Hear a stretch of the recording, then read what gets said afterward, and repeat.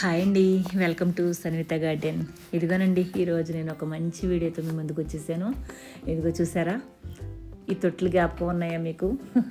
నేను మరి పోయినసారి వీడియోలో చూపించాను కదండి, మరి 4 తొట్లు తీసుకుని నేను విత్తనాలు అన్నీ వేసాను కదండి. పాలకూరలో అన్నీ, చుక్కకూర, ధనియాలు అన్నీ జిమ్మాను కదా, అదండి.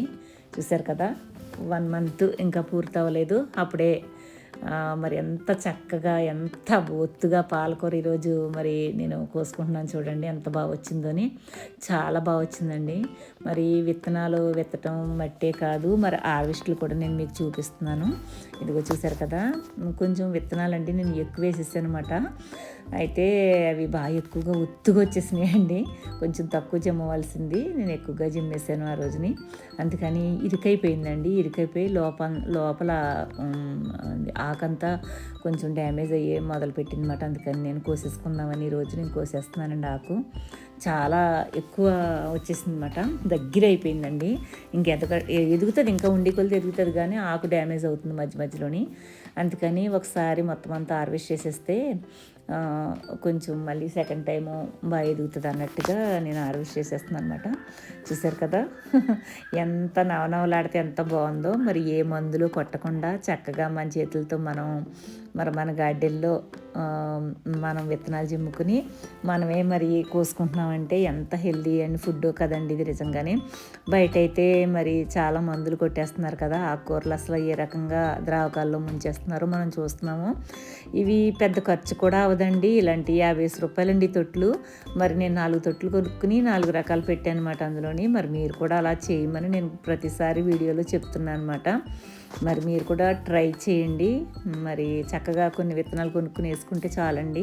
షెమి షేడ్లు అయినా సరే వచ్చేస్తాయి, బాల్కనీలో ఎండ తగులుతుంది కదా కొంచెం, అలాంటి దగ్గర కూడా మనం పెట్టవచ్చు అన్నమాట. మరి దీని మీద నేను కనీసం ఒక నీమ్ ఆయిల్ కూడా నేను స్ప్రే చేయలేదండి. ఇంత మట్టుకు అసలు ఏ పురుగు కానీ ఏమీ రాలేదండి, చెడిపోయాళ్ళు ఏమీని. కానీ చాలా దగ్గరగా వచ్చినాయి కాబట్టి ఏదన్నా వచ్చేస్తుందేమో, గమ్ముని ఏదన్నా పురుగు పడుతుందేమో అన్నట్టుగా నేను కట్ చేసేస్తున్నాను అనమాట. లేకపోతే ఇంకా బలంగా ఎదగాలండి.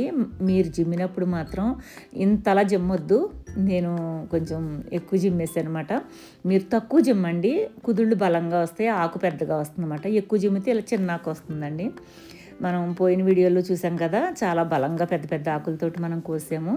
మరి పాలకూర హెల్త్కి కూడా చాలా మంచిదండి. మరి అన్నిటికంటే ఆకుకూరలు చాలా శ్రేష్టమైనవి.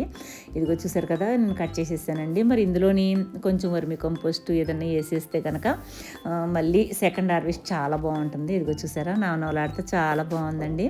మరి నా వీడియోలు మీరు చూస్తున్నారు, మరి చూసి మీరు లైక్ మాత్రం చేయండి. వీడియో చాలా దూరం వెళ్తుంది లైక్ చేస్తేనే. మరి లైక్ చేయండి, షేర్ చేయండి, సబ్స్క్రైబ్ కూడా చేసుకోండి. మరి మీకు ఏమనిపించిందో మరి కామెంట్లో కూడా నాకు తెలియచేయండి. మళ్ళీ నేను ఇంకా బాగా మరి చేయటానికి మాట్లాడటానికి కూడా నాకు వీలు కలుగుతుంది. ఏదైనా తప్పులుంటే సరి చేసుకుంటాను నేను. చూసారు కదండి, మరి ఏ ఖర్చు లేకుండా మన దొడ్లో మన చేతులతో పండించిన ఆకండి ఇది. బుట్టడాకు వచ్చింది, మరి మంచిగా 2 కూరలు అయితే ఈజీగా అవుతుందన్నమాట. చూసారు కదా, మరి చూసి కూడా మీరు ఆనందించాలని, మీరు కూడా ట్రై చేయాలని మాత్రం నేనైతే కోరుకుంటున్నానండి. మరి చాలా వీడియోస్ నేను మీకు చూపించాను. మరి ఈ వీడియోని మీరు లైక్ చేసి, షేర్ చేసి, సబ్స్క్రైబ్ చేసుకుని ఉంటాను. బాయ్ అండి.